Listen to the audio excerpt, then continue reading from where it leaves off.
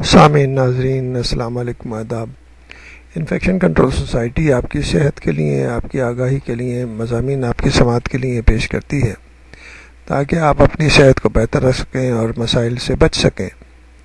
دور حاضر میں علاج معالجے کے اخراجات انتہائی مہنگے ہوتے جا رہے ہیں، اس لیے ہر فرد کو ضرورت ہے اس بات کی کہ زیادہ سے زیادہ طبی معلومات حاصل کر کے اپنے آپ کو اور اپنی فیملی کو ان مسائل سے بچا سکیں۔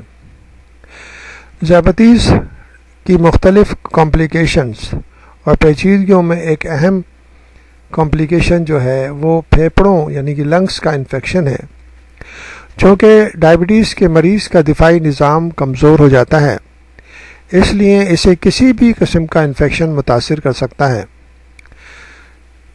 تاہم سر فہرست پھیپھڑوں یعنی لنگس اور جلد یعنی کہ اسکن کا انفیکشن ہے۔ خون میں شکر کی ذاتی جراثیم کے لیے خوشگن ہے، یعنی جراثیم کو پھلنے پھولنے کا بہت اچھا موقع ملتا ہے۔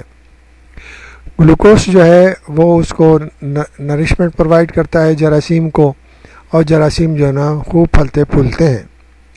ایسی صورت میں سانس کا ایک عام انفیکشن نمونیا جیسی موذی مرض میں تبدیل ہو سکتا ہے۔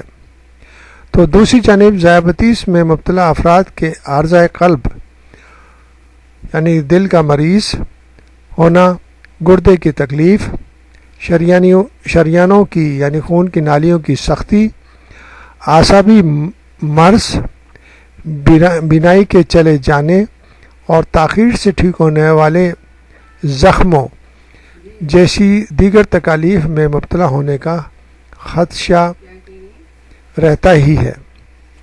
اس لیے مریضوں کو چاہیے کہ وہ کسی بھی پیچیدگی کمپلیکیشن سے محفوظ رہنے کے لیے اپنے معالج سے مستقل رابطے میں رہیں اور اس کی ہدایت پر مکمل طور پر عمل کریں۔